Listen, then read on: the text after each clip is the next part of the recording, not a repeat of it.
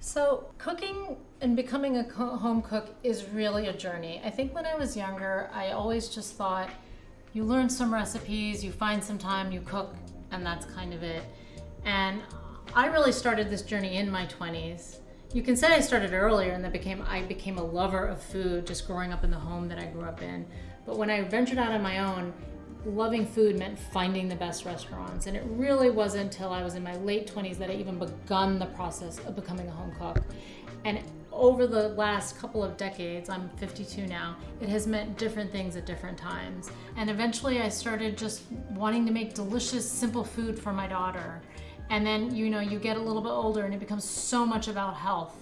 And then you get even a little more entrenched in everyday life and you're like, wow, to really be healthy, to really create the kind of home life that you can sometimes feel good about, you really need food around. And it has to be easy to make and accessible. And that's where I am on the journey, not just within our family, but actually in the recipes that we're trying to offer you. We want you to have your own experience of home cooking being something joyful, something easy, and something that becomes almost intuitive, not something you have to think about, worry about, or fret about.